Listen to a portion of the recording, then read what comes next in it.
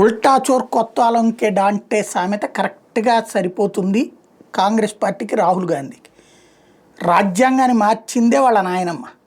రాజ్యాంగ పీఠికలో లేని పదాలని, సోషలిజం సెక్యులరిజం పదాలని ఎమర్జెన్సీ టైంలో ఏ పార్లమెంటుతో సంబంధం లేకుండా యాడ్ చేసేసిందే ఆమె.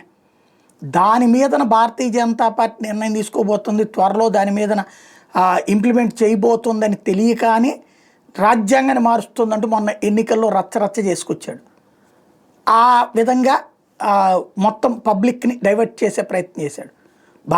ఇప్పుడు బీజేపీ ఆర్ఎస్ఎస్ రైట్ చేసిన ప్రశ్నతో ఇప్పుడు చర్చలో డిఫెన్స్లో పట్టడం కాంగ్రెస్ వంతైంది.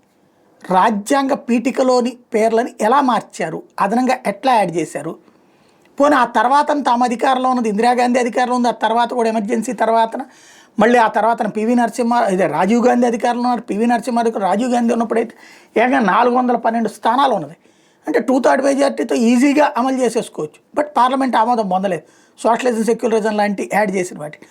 ఇప్పుడు సింపుల్గా మొన్నట్లయితే ఆర్టికల్ 370 లాంటిది రాజ్యాంగంలో తాత్కాలిక ప్రొవిజన్ కింద యాడ్ చేశారు, అట్లాంటి దాన్ని తర్వాత తొలగించుకోవచ్చు అన్నారు. ఇది కూడా అట్లాగున్నది కాబట్టి ఆ విధంగా తీసేయబోతున్నారు. అలా తీసేస్తే కనుక డైరెక్ట్గా ప్రాబ్లం వస్తుంది కాబట్టి డిబేట్ చేయబోతున్నారు. ఈ విషయం తెలిసినే ఇప్పుడు అంటే ఒరిజినల్ రాజ్యాంగం మనకి అమల్లో ఉండాలన్నది బీజేపీ చెప్పేది. ఇందిరా రాజ్యాంగం ఇది ఓ రకంగా చెప్పాలంటే. అంబేద్కర్ రాజ్యాంగంలో ఈ సోషలిజం సెక్యులరిజం పేర్లు రాజ్యాంగ పీఠికలో లేవు. అదే ఇందిరా రాజ్యాంగంలో అవి ఉన్నాయి. ఇప్పుడు దాన్ని సరిచేసే ప్రక్రియనే ఇప్పుడు నడుపుతున్నటువంటి పరిస్థితి. దాన్నే మళ్ళీ రాజ్యాంగం మార్చబోతున్నారంటూ రచ్చ చేయడానికి సిద్ధపడుతున్నారు.